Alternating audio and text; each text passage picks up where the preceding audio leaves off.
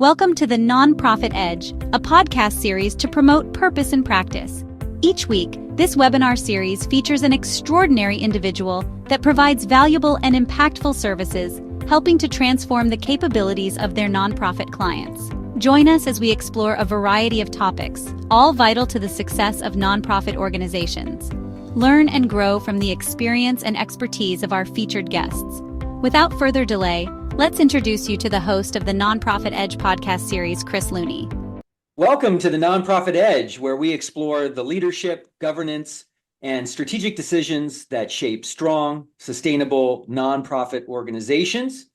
In each episode, we're designed to give CEOs, directors, senior leaders practical insight that they can use right away, even in areas that feel complex or intimidating. Today's conversation focuses on a topic that many nonprofit leaders find challenging but unavoidable, and that's how to approach a search for investment counsel in a thoughtful, disciplined way that protects the mission and strengthens governance. Joining me today is Michael Skillman, Managing Director of Institutional Consulting at Beacon Pointe Advisors.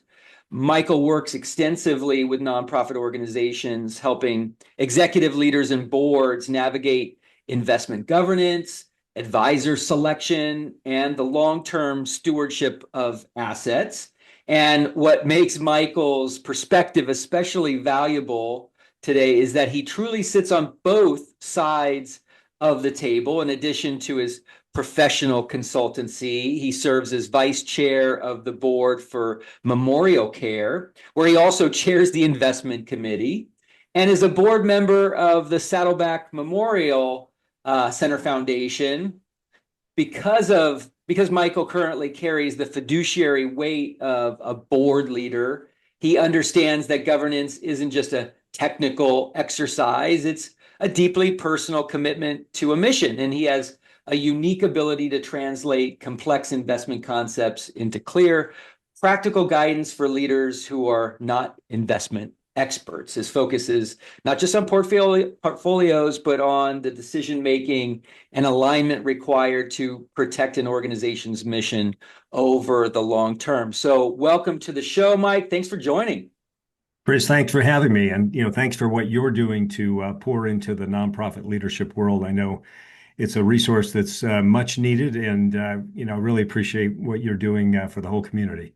You bet. You bet. Well, it's a passion for both of us, I know. It's a ministry for both of us, I know. And I'm excited to jump into this topic, one that we haven't touched on before. So let's jump in and try to get the audience aware of all the things that they need to know in this particular realm. So let's start by framing this sort of challenge that we have. Mike, you point out that most nonprofits do not necessarily proactively plan an investment search. They react to stress, turnover, or outside recommendations. Why is this such a common pattern, and why does it make these decisions harder than they need to be? Well, I think it's a common pattern to be reactive because the focus of the mission is just that, running the day-to-day mission and development fundraising, and the money is there for the mission. But if all is going well, there's really not a lot of pressure to be doing things differently. So it's usually driven by, number one, a market downturn, which of course we haven't had in a little while, board turnover or turnover on the advisors team.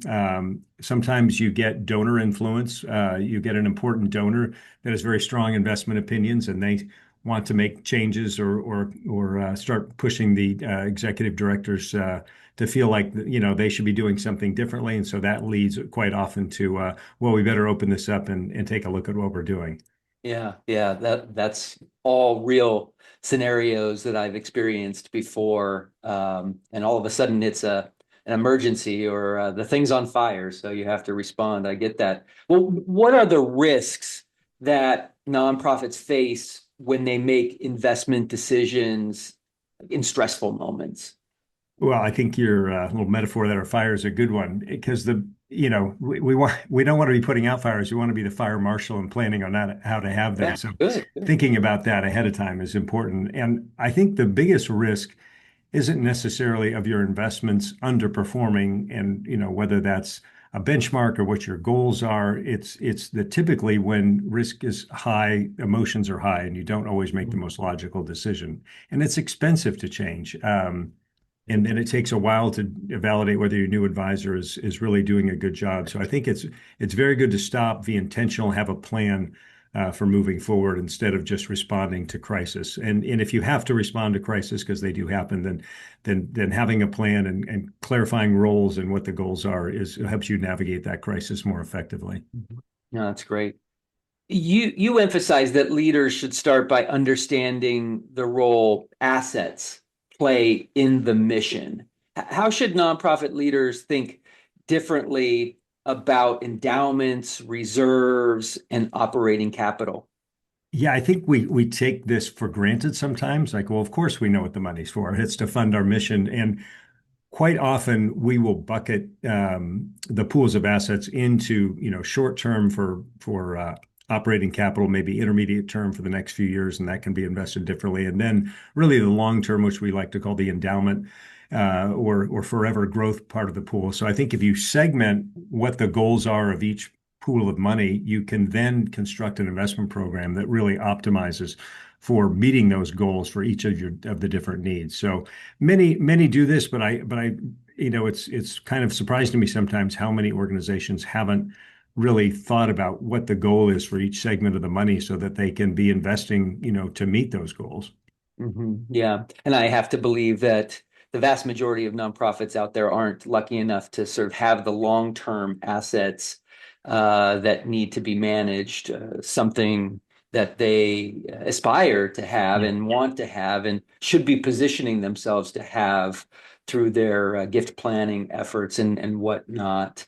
But you're absolutely right. Those that are fortunate to have the longer term assets and the shorter term assets do need to really carefully understand what those are, bucket those appropriately. Yeah. And look, every organization, you're right. It's just we're trying to take in enough every year to meet our current needs. And the aspirational model is to move to that, kind of three bucket approach. And even if the endowment piece is a small piece, beginning early and putting something there for future years so it's not so dependent on year to year development. I know is everyone's goal, and it's much easier said than done. But, if you don't plan for it, it never will happen, right? So. I think that's a wonderful thing to say. If you don't plan for it, it's not gonna ever happen. And it doesn't take a lot of effort to move in the direction toward planning for assets that are more long-term endowment type assets. Yeah, So, how does clarity around growth or stability or sustainability change the kind of advisor a nonprofit should be looking for? Well, you should look for an advisor that understands it's about constructing an investment program that's there to meet those goals and minimize the risk that you don't meet them. And okay, well, that sounds pretty basic. What do you mean by that? I think often because it can be emotional and investing money can be emotional and different, as I said earlier, board members, donors have influence. Sometimes they're looking just for folks that have generated the greatest return over Right. the most recent period of time, whatever that most recent period is. Fair, right. They're looking for that star picker. Yeah, the way we approach it, and I think, there's other that do it well, is it's really about planning for what the long-term needs are and long-term rates of return will drive that. And then managing risk around meeting that goal. So it's not about producing the best return every year. It's understanding what your long-term goals are, constructing a diversified investment program that has the best chances to meet that goal. And so you're not swinging for the fences every year. You're really trying to minimize the risk that long term you're not going to meet that goal. So it starts with a good solid investment policy statement, constructing asset allocation, and then just being very thoughtful on the kind of investments and managers that manage those investments that construct that diversified portfolio. Yeah. And a place like Beacon Point has the capacity to pivot through all of these different types of investments, right? Short term, medium, long term. So you're a one-stop shop, and I imagine it's helpful for a nonprofit, unless they're investing billions of dollars and have to diversify their exposure to different agencies. The typical nonprofit probably would benefit from having one solid advisor like you who can handle the variety of different investment types, right? Our business model is open architecture. So we're really the quarterback, that one-stop shop to manage the relationship, guide the policy statement, manage the overall portfolio. But all of our underlying investments are managed by outside, managers and funds, so that we give our clients access to that broad array of managers out there, depending on small, medium, or large clients. But we have that full open architecture. They're not forced to just use what we do. So not to be a commercial about what Beacon Pointe does, but I think that is important when directors and their investment committees are looking at advisors, is look for objective advice, transparency on fees, and that open architecture, that they're not just forced to use a single provider's investment offerings. Well, it's a good point, because some of those investment banks, the big names that people have their money with, might be offering their own internal investment advisors Exactly. to put together portfolios, and you're, I guess, able to be a little more flexible, maybe, or search out who would be the best fit for them. Yeah, the best in class, and we're not earning, a double layer of fees on that. So we're very transparent about Right. all those relationships. And whether it's Beacon Point or others, I think those are just important questions to ask, so that there is that transparency. Even if there is, the term we use is proprietary product, that you understand that and make sure that, the all-in fees are well documented and known. And there are organizations that have that and do, are quite transparent. But I think there's quite a lot that aren't. So I think it's gotten a bad name. So I think it's just that classic buyer beware of the kind of strategies that are being offered by the advisor you're interviewing. Yeah, that's very good. And I think it's always interesting when you think about those board members and others who are like, well, the market's up 15%, but our return is only 8%, and not thinking about the sort of the reality that the goal for at least part of this endowment is to produce predictable income upon which you can sort of run certain programs or fund operations. And so you can't afford to have the risk profile of a 15% return, because a lot of the portfolio needs to be invested in income producing assets, right? And so it's real. I say it because it's so common for me to be in a boardroom where it's like, well, the market's up. Why are we so conservative, or why is our return so low? Yeah, we could have a psychologist here and get down the behavioral finance discussion, because it's that fear of missing out, and those are the classic boardroom conversations that happen. That's why it's so important to have the overall long-term goals in mind. 5% spending plus inflation, and be able to produce that year in and year out, so there is not great variability about the great programs and the mission of the organization. So we're constantly harping on long-term goals, what risk parameters, and managing that risk, so that in any one year you don't have, well, it might be great to use your numbers to be up 15%. And, given the way the markets have performed the last several years, a handful of stocks producing a lot of the market returns, that mythical conversation you outlined a minute ago is a real one. That happens a lot right now. So it's really about reminding folks of that long-term goal. You're diversified for a reason. It's for that year-to-year consistency. Yeah. No, that's great. I totally get it. And it points out the need for a well-defined, documented policy that you can constantly point to and say, this is our guidepost. This is how we invest based on this policy. And it's not some chasing the market policy. Our policy is not to equal or better the returns that are achieved in the market. It is to create this very specific diversified portfolio that achieves a certain percentage of return every year for our programs, right? So absolutely, that governance and investment policy statements, that's really what, the committees and board members are fiduciaries, and for the executive directors and other staff, everyone then can have a common playbook and really protect each other from themselves sometimes, or from maybe a loud board member or donor that really is veering off what the stated long-term plan is. So I can't emphasize enough what you said, how important that is from the governance perspective to have those policies in place. Yeah. Yeah. And you think, well, that would never happen. Well, it happens every day. Absolutely. Every day. Well, one of the foundational questions you raise is about who actually owns investment decisions. Where do you most often see confusion between boards, committees, and staff? Yeah, I think it's the lack of what we just talked about, establishing that in the governance policy of, say, an investment committee. Now, again, sometimes these documents are different, as appropriate for different size organizations. So I understand that, but there's no reason, no matter what the size of your organization, that you can't have well delineated roles for the board. The investment committee is typically a subcommittee by default of the board, so there should be well documented roles and responsibilities for that committee. And then the investment policy statement. So all of those should be harmonized, so that typically the person on the staff of the organization, whether that's the financial person, the executive director themselves, is the one interacting with the investment committee, but most often, I would say, they're the ones that control that investment decision, and then it's ratified by the board. There's personalities that come into play, as we've talked about, maybe at a board level questioning things, but I think that's the structure that is most common, but also works best. You've got a committee that's typically made up of board members that have specialized expertise. They come from the industry. They perhaps sit on other investment committees elsewhere, and they're the ones that can really monitor that investment program most effectively. Yeah.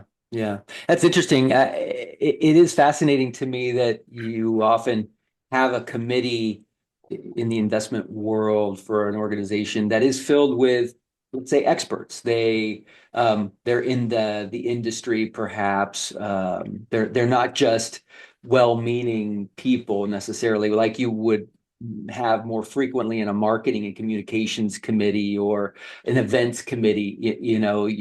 You are often probably working with more experts in your work.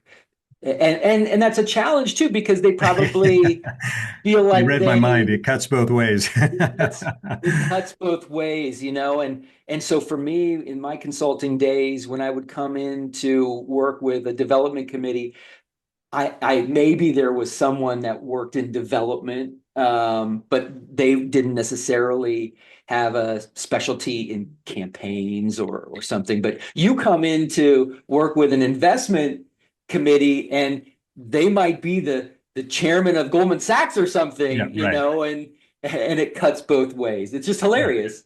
It does. I can poke fun given my memorial care role at doctors. But there's an old joke, the difference between a portfolio manager and a doctor. A portfolio manager doesn't think he can be a doctor. Yeah, that's good. Yeah. So you do, and you'll have, you'll have donors because of their prominence and their role in supporting the organization that may have personal financial resources they oversee, but not be an investment expert, just to speak plainly, yet they have strong opinions. So yes, it's like I said before, we need a psychologist because it does come down to behavioral finance at the end of the day. Yeah. And you struck a chord with me there, because I remember, coming out of college, I worked in the financial services industry, and I don't know if I ever found a more willing audience than doctors to talk about stocks and investments. Very funny, very funny. Well, let's speak to executive directors out there, and let's say they need to go after a search process to find an investment advisor. What are those practical steps that an executive director should take before even, sort of calling on an investment advisor like you? So I think the first step in the process is clarifying what the goals and objectives are. Usually it's you're leaving somebody else, and so you just you want to run away from them sometimes. So Yeah. I think it's important to clearly define what you want to run to. It's almost analogous to a job search. Sometimes once someone wants to leave their old company so bad, they don't Yeah. think carefully about what they're running to. So I think having a game plan of what's most important in terms of the type of organization, the breadth of advice they can give. Can they help with development? Can they meet with donors? Can they do things beyond just investment expertise that may be very relevant and important to your organization? So, having a well thought out plan, whether it's I find it's helpful to have a subcommittee of the investment committee that would work with an executive director or a CFO, depending on the organization internally, to come up with that game plan of what's most important to us. What size organization? Does it matter if they're local? Really defining that criteria ahead of time. A lot of times, the big name firms get overweighted because there's a belief that, there's safety there. But, many times, I like to say, there's the performance of an investment advisor can be inversely correlated to their size. So sometimes smaller organizations are more nimble and have better performance. It's the same thing about the complexity of the investment program. Just, complexity using illiquid alternatives may be appropriate for large organizations that have the luxury of having long-term endowment style pools, but quite often that doesn't fit for many. So, don't be mesmerized by how complex an advisor comes in and talks about the breadth of their capabilities. It has to fit right for you. So I think that's where coming in with a plan of what's most important ahead of doing the search will serve people best. There's also a new cottage industry that has developed where there are specific consultants that help nonprofits conduct a search for a new investment advisor. I see. Yeah. The new acronym is Outsourced Chief Investment Officer for what we do. I mean, we still call ourselves consultants, but if we've been delegated the full authority to make decisions around investing for the nonprofit, the industry is never lacking for acronyms. So OCIO, your audience may have heard that term before. So that's just a fancy way of saying you've given the advisor full discretion, and it's increasingly popular for nonprofits now because you are relying on volunteer boards that meet quarterly. They just don't have the time or resources, and certainly staff doesn't to make decisions about investments, in between meetings. So you've seen that as a much more common way for nonprofits to invest, is having that full discretion to their investment advisor.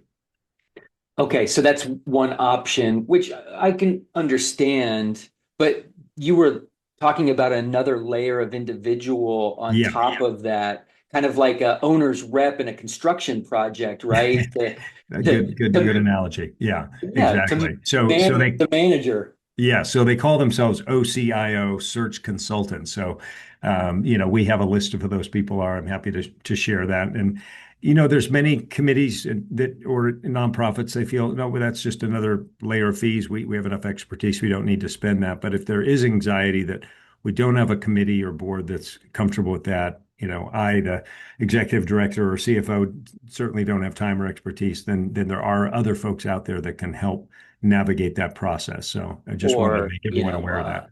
You need someone that is going to go toe to toe with that very loud board member who just won't relent on their opinions about not investing in this or investing in that, right? So putting I don't know, distance between you and danger by inserting another expert, which I see value in sometimes as well. I think it's interesting to sort of have these owners reps in these different arenas that, certainly in construction, when you talk about the value engineering, the savings that can accrue when you have an expert that's, not over ordering or not over whatever, I can understand. Yeah, there's definitely value there. They're doing these searches for other clients. They know who the players are. So again, it's not right for everyone because it's not an inconsequential additional layer of fees, but it can be a right fit for organizations that really want that kind of help that you described. Yeah, and sometimes we have to remember too that the frame that some of us have might be for a $1 million or less account, but there are actually accounts that have billions of dollars in them that are being managed. And the level of sophistication can be very, very high, right? Right, exactly. So we're kind of addressing everyone here, and you understand there is a range of sophistication and often correlated with the size of the portfolio. Yeah, yeah. Well, we've talked a little bit about that definition of success, having that sort of be clear from the get-go, and that being a nice guide to helping the investment advisor, but also the organization understand what it is that the goal is here. Is sort of like, what are these terms that are really important in this process? There's predictability, liquidity, transparency. There's all kinds of words and language that Yeah. would be often used. And what are some of the things that I think maybe these nonprofit leaders need to know about the terms they should be using? Yes, and often I think folks in our seat don't speak in plain English that everyone can understand. And Yeah. so it's important that on our side of the table, we're making sure we're constantly challenging ourselves to do just that, of course. But if you don't feel like the people you're interviewing or your current advisor are speaking that plain English that makes sense to everyone, really call them out for that. Don't, I think there's a natural human tendency of like, well, maybe I don't understand it, so I don't want to challenge them. And there's no reason for that. Just make sure that those terms are being explained. So when we talk about, predictability, you mentioned it earlier, we want to have it's nice to have a 15% return like everybody, you see in the markets. But if our goal is 5% plus inflation, that 8% predictable return, so we can make predictable grants every year, meet our obligations, that, I think that predictability might speak for itself, but that year-to-year predictability. And then liquidity is, a lot of investments, private equity, other real estate investments that, again, some larger groups may have, but others may not. It's because of liquidity. You need that cash available to Right. make those payments, grants, salaries, all the operational needs. And then when I hear transparency, I think was the other term we used. It's really going back to what we talked about earlier, where if it's open architecture, it's not open architecture, that transparency about what investments your advisor may be managing internally. They're charging you one fee for the overall relationship, but if they're using, it could be even as simple as a money market fund, but they're still making something off of that if it's their own fund. So again, if it's fully disclosed and everyone understands, it's like, well, we got to pay firm, ABC, 5 basis points to manage a money market, or we can pay you the same and you do a good job. That's fine. But if we're charging you a lot of money and not telling you that, and you find out after the fact, and I've had that experience, will not mention any names, as a committee member, then it leads to really a lack of trust, and it obviously leads to potentially overpaying. But I think the more damaging outcome is it leads to a lack of trust, and you really need to. At the end of the day, the most important thing about your relationship with your advisor is that you have that trust. Mm-hmm. Mm-hmm. Yeah, well, you have the trust, and they're following through to be trustworthy, right? Yeah. I mean, like, I think it's interesting because all of us have been trusting in our relationships, and we thought that it was a trusting relationship, but come to find out that our trust was one way. I mean, they were trusting us to not pay attention, and so cautionary tale. This is why investment committees have to be aware, have to be paying attention, have to be looking at the actual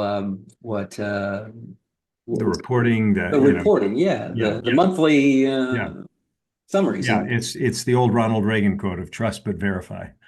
Trust but verify. Yeah, exactly. That's good. That's a great way to frame the relationship with any advisor that you're going to be spending a lot of money on. And there's so much at stake. There's just so much. Yeah, not blind trust at all. Absolutely. Yeah, yeah. And you talk about governance and policy coming way before the sort of hiring of any firm. Why is the investment policy statement so critical, especially sort of during board transitions or market volatility?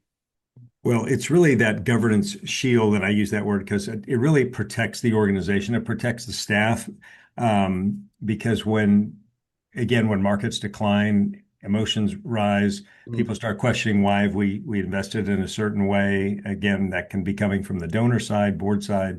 It really helps ensures the continuity of strategy so that, when you have those inevitable times and you're following your process, then you can point, look, in the long term, the process works. We don't want to just question a short-term outcome. Look at 2022, for example, even back to 2020, in COVID, we had a fast down year. Things came back. 2022, interest rates started to rise because the Fed was raising rates. The markets went down. Now they've come back up. And if you're responding emotionally to those kind of downturns and not following your policy, then you're going to get whipsawed. And so that's really why it really matters for that long-term consistency, that you follow that investment policy statement and review it. I think it's important. That's Mm, we track the last review dates for our investment policy statement, so we have a dashboard that will, I know that sounds simple, but it makes sure that we're regularly reviewing those with our clients. And this what's is the just normal length um, of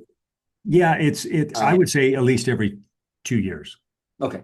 Yeah, it's Yeah. not every 6 months. It's not every. No. Every 6 months, then you're probably tinkering too much. It's sort Right. of like, one of the maybe the worst things that happened about the advent of the 401k plan is you could see it every day. And, the more you look at it, the more you want to tinker with it. And Sure. as we both know, that's not the best strategy. So I think having an appropriate review period of 2 years, there's no magic to that. It could be every three, but, certainly you wouldn't want to do it any more than every 5 years.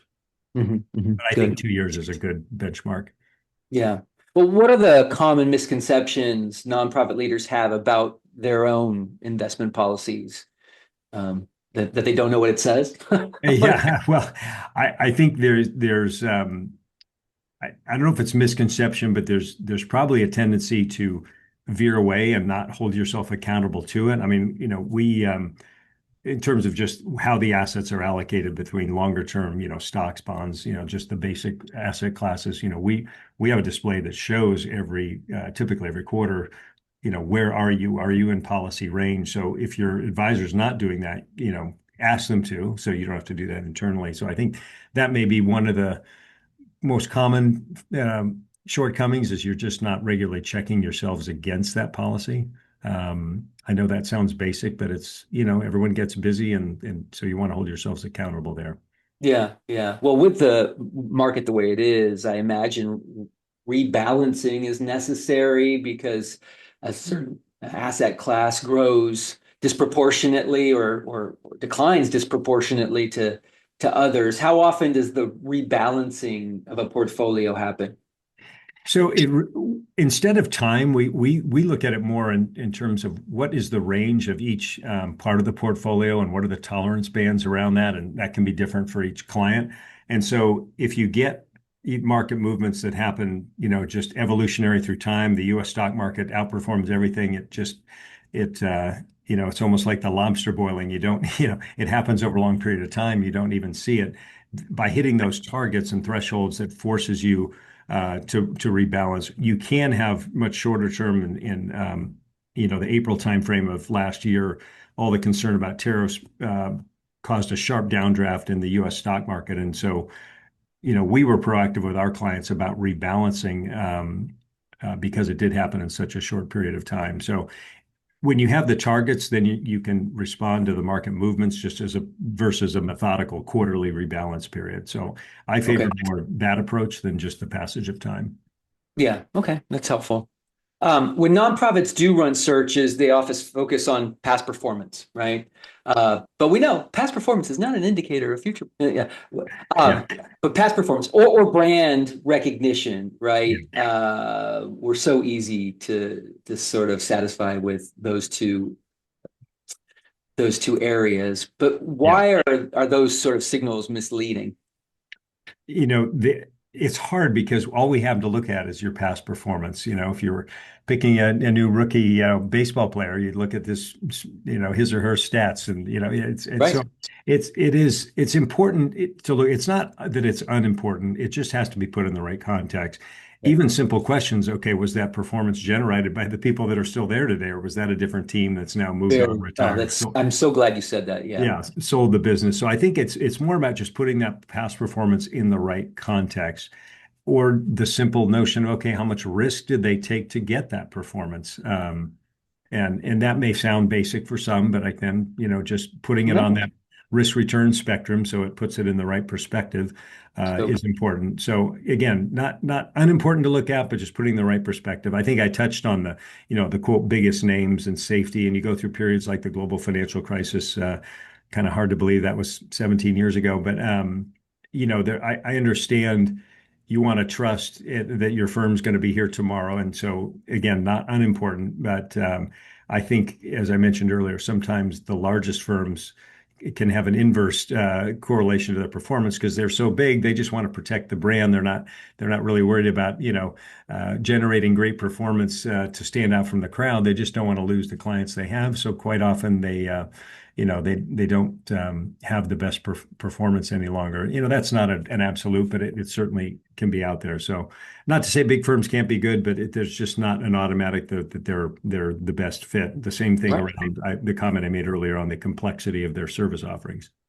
Yeah, and you have that, oh, you're so big and we're so small. Why would you even want us? Or you're not even going to pay attention to us because Yeah, we're nothing to you. We're right. not a billion-dollar pension fund. We're just $1 million endowment. Are we going to get the attention that we need? There's all kinds of Understanding that trade-off. So yes, you want to understand your advisor is going to be around tomorrow, has the resources to hire the best people to serve you, but it is that trade-off. And I think the other important thing in this context is that for most organizations that'll be hired as an advisor, the custody of the assets will be held at an independent bank or an organization like a Charles Schwab, a Fidelity, or a U.S. bank.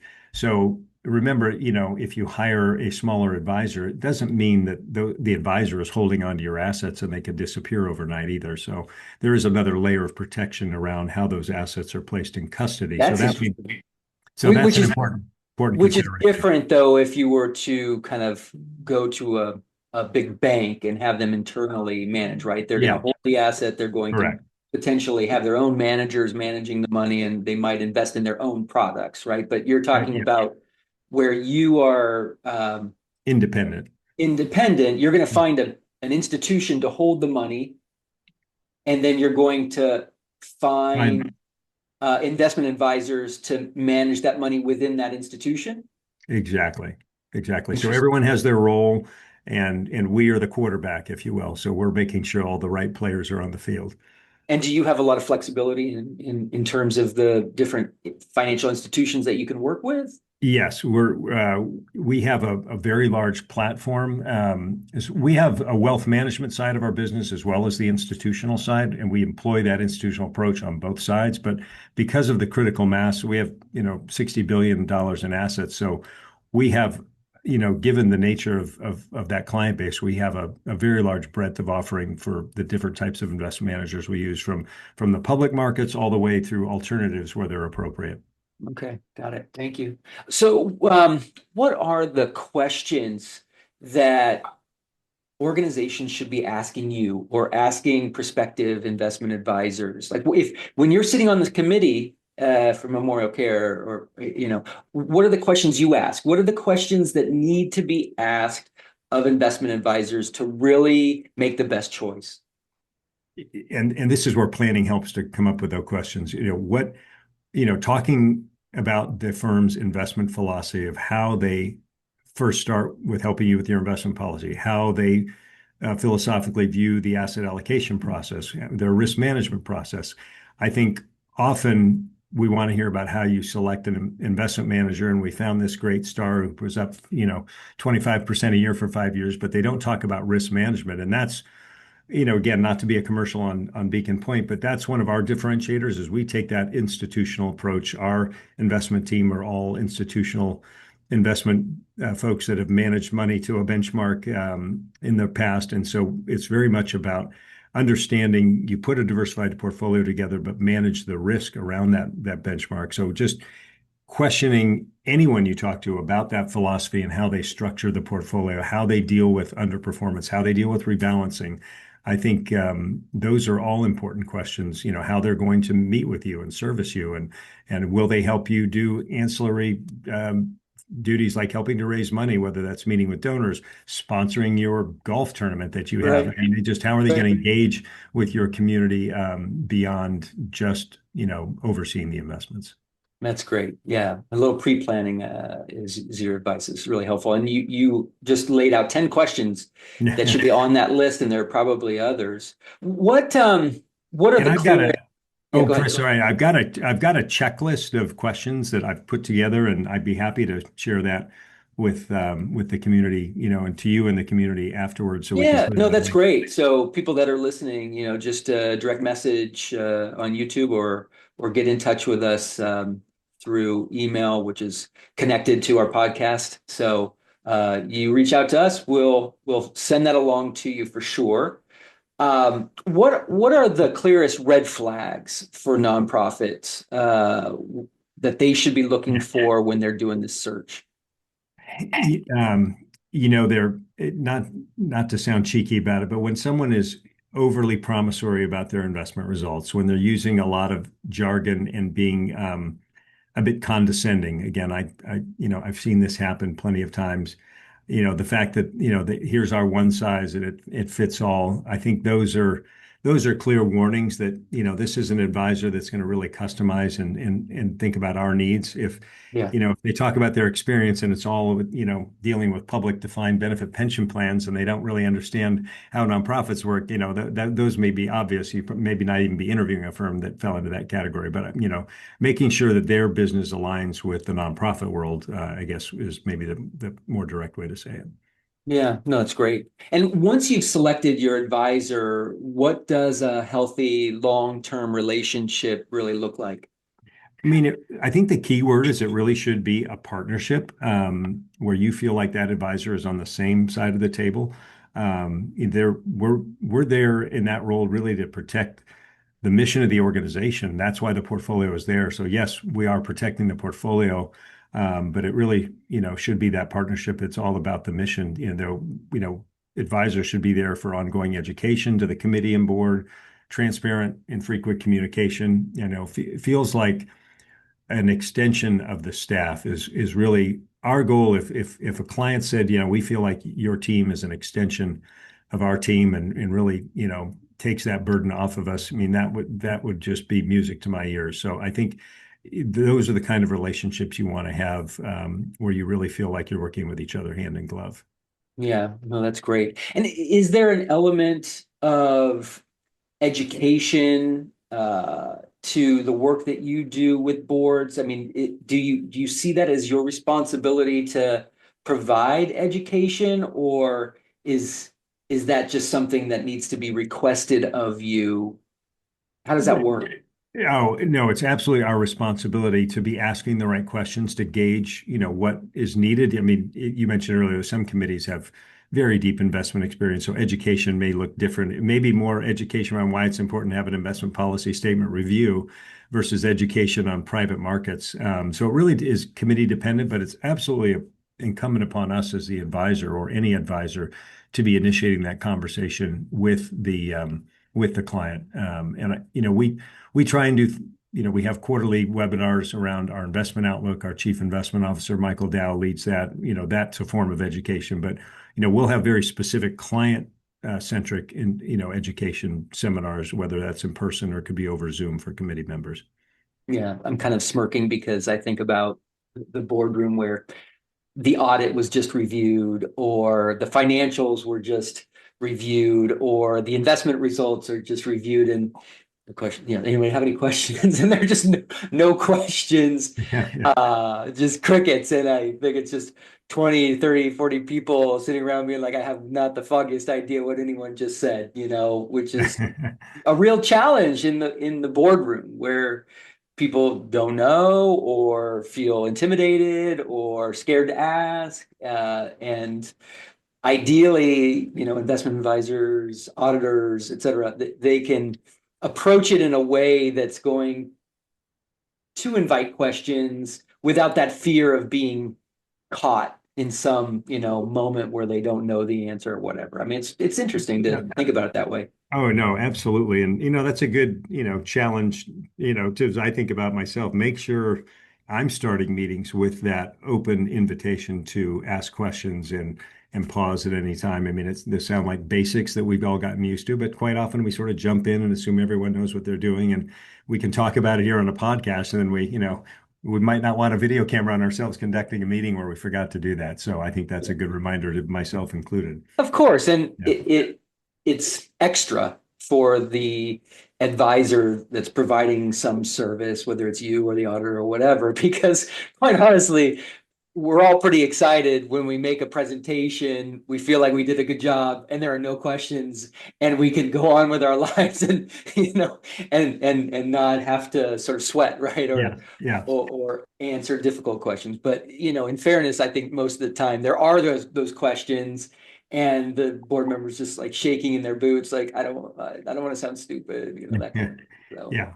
The old adage, there's no stupid questions. Well, actually there are, but no, people should feel comfortable to ask whatever they want and get them. Yeah. And I would love to believe that there would be that environment. And this is not your responsibility, but it's the leader of the organization's responsibility to create that environment, which makes it easy for board members to ask their questions and feel heard, right? Yeah. 100%. All right. So closing kind of takeaway for an executive director listening today who expects they may be running an investment search within the next year or so. What's the very first step you would recommend they take? I just would say get clarity around the why you're conducting this search so that you can make an action plan that talks about the what and the how and when. And so that's all got to tie into, the mission and governance structure of the organization. But I think important to have that action plan. You mentioned almost a metaphor of building a house with the owner's rep. And I think treat it the same way. You wouldn't build a house without a blueprint. Don't start a search without an action plan. Clarity beats complexity every time. So I think, a good plan, plan your work and work your plan, whatever all those adages we've been, hammered into us over the years, but they're there for a reason because it works. Yeah, that's great. Well, Mike, thank you for helping demystify what can feel like an overwhelming process for nonprofit leaders, and your emphasis on clarity, governance, alignment reinforces an important message. You don't need to be an investment expert to lead this work well. To our listeners, we hope today's conversation equips you with confidence to approach investment decisions with discipline, intention, and a clear focus on protecting and advancing your mission. If this episode resonated with you, be sure to subscribe to the Nonprofit Edge. And there are other podcasts that we would invite you to check out, Lead for Good and Mastering Fundraising as well, where we explore conversations around really heavy, important topics that impact nonprofit leaders with experts in their field. And so thank you again, Mike, for joining us. Thank you all for being a part of the podcast. And until next time, continue to lead for good. Thank you for joining us for the Nonprofit Edge, a podcast series to promote purpose in practice. We hope you've enjoyed this presentation and learned some important lessons from our featured expert. We always want our content to be informative and to position nonprofit leaders to succeed. Please join us again for our next podcast. In the meantime, we wish you all the best and encourage you to learn more about Fulcrum Nonprofit Leadership by visiting our website at www.fulcrumleader.com.